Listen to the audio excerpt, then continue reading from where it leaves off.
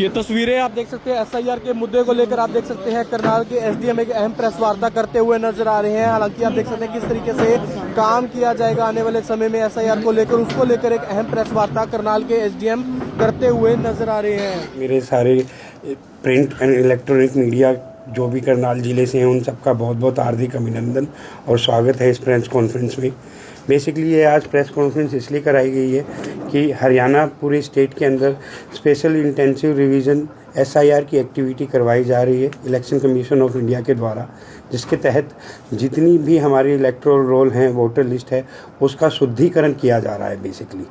तो इसमें मैं आपको बेसिक सा परिचय देना चाहता हूँ कि इसकी क्या तिथि रहेंगी और कैसे ये आगे प्रोसीड होगा। इसमें क्वालिफाइंग डेट 1/7/2026 रखी गई है। ट्रेनिंग पीरियड था 5 से लेकर 14 तारीख के बीच में, जिसमें करनाल ज़िले के अंदर ट्रेनिंग करवा दी गई है करनाल सब डिवीज़न के अंदर 9 और 10 तारीख को, और एक फाइनल ट्रेनिंग कल दोबारा इनकी करवाई जाएगी। इसके बाद हाउस टू हाउस जितने भी BLOs हैं वो विज़िट करेंगे 15/6/2026 से लेके 14/7/2026 तक। उस हाउस टू हाउस विज़िट में हर BLO के साथ अटैच होकर जाएगा और वहाँ पे वो एनुमरेशन फॉर्म देगा और हर आदमी, हर वोटर अपना एनुमरेशन फॉर्म खुद से भर के वह वापस दोबारा सबमिट करेगा।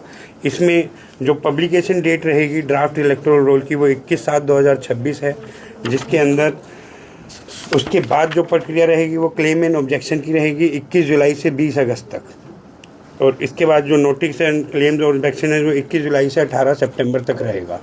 तो बेसिकली मैं यह सारे करनाल सब डिवीज़न के जो लोग हैं और करनाल ज़िले के जो लोग हैं उन पब्लिक के माध्यम से, आप लोगों के माध्यम से उनको यह कन्वे करना चाहता हूं कि वह इस एक्सरसाइज में पार्ट लें और ज़्यादा से ज़्यादा पार्ट लेके इसके अंदर हमारी डेमोक्रेसी को और मजबूत बनाने की प्रक्रिया में शामिल हों। बेसिकली हमारे करनाल जो विधानसभा है इसमें 234 बूथ हैं, जिनमें से 26 सुपरवाइज़र नियुक्त कर चुके हैं और 234 के 234 बूथों पे हर एक BLO अपॉइंट हो चुका है, जिसके तहत जितनी भी हमारी यहाँ पॉलिटिकल पार्टीज हैं उन्होंने भी BLA 1 और BLA 2 भी अपॉइंट कर दी हैं, और ये BLA 1 और BLA 2 की सहायता और इनकी मदद के थ्रू ये इस पूरी प्रक्रिया को कंप्लीट करवाया जाएगा।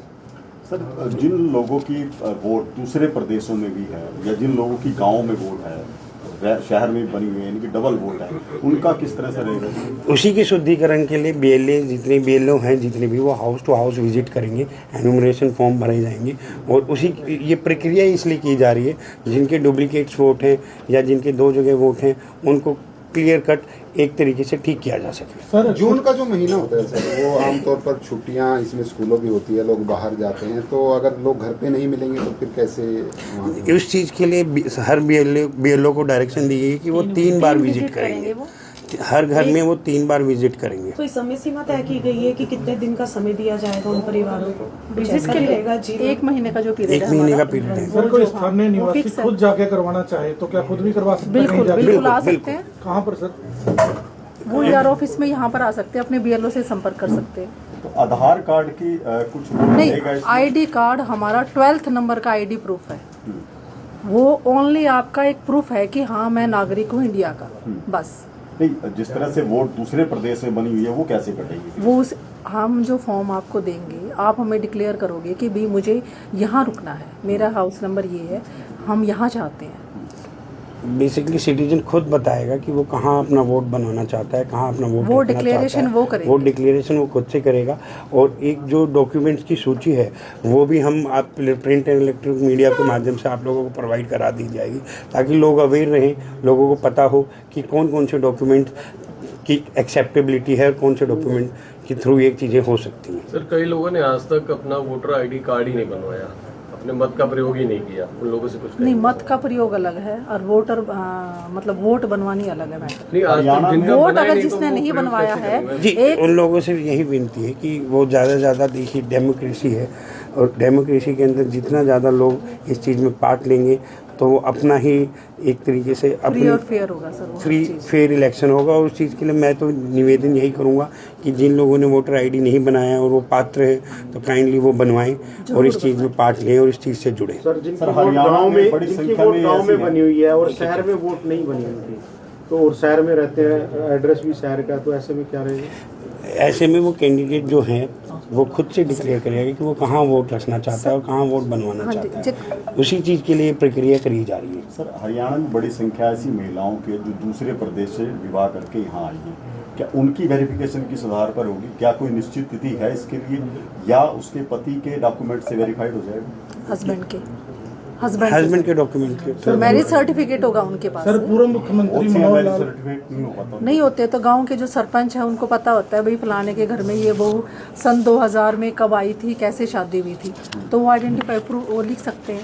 सर, पूर्व मुख्यमंत्री मनोहर लाल खट्टर जी ने घोषणा की थी कि जैसे हरियाणा का कोई भी बच्चा 18 साल का होता है उसके पास मैसेज आएगा कि आप 18 साल के हो गए, आप वोट के पात्र हैं, आपका वोटर कार्ड ऑटोमेटिक बन के आ जाएगा। लेकिन ऐसा नहीं है, बच्चे आज भी धक्के खा रहे हैं।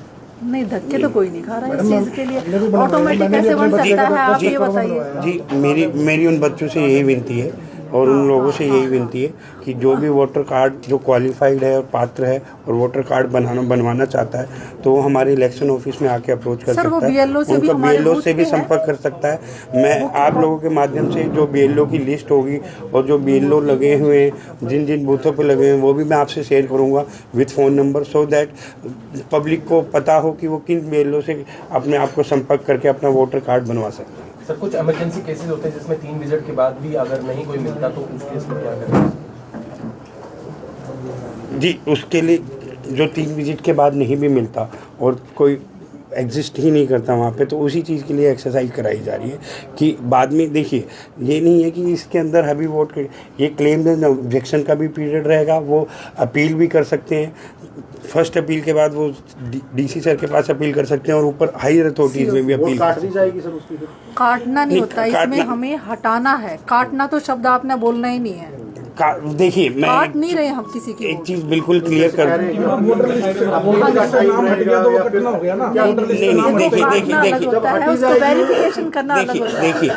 वोटर लिस्ट से वो हट जाएगी वोट, फिर क्या? मेरी बात सुनिए, मैं आपको क्लियर कर दूं पहले इस चीज़ में बिल्कुल क्लियर। एक तो अपने इस चीज़ से बिल्कुल हटा दीजिए कि यहाँ पे किसी वोटर का कोई वोट काटा जा रहा है। किसी वोटर का वोट नहीं काटा जा रहा। यह शुद्धिकरण इसलिए किया जा रहा है कि जिनके डबल वोट्स बने हुए, जो पात्र हैं और जो जहाँ पे रहते हैं और वो वहीं पे वोट अपनी बनाना चाहते हैं, उन चीज़ों की सुविधाओं के लिए एक्सरसाइज की जा रही है। तो ऐसा नहीं है कि किसी का वोट काट दिया जाएगा। क्लेम्स एंड ऑब्जेक्शन का भी टाइम पीरियड रहेगा। हर चीज़ की सुविधा दी गई है, हर चीज़ की प्रक्रिया एज पर रूल डिसाइड की गई है। तो बिल्कुल निष्पक्षता से ये प्रक्रिया की जाएगी। धन्यवाद इस चीज़ के लिए।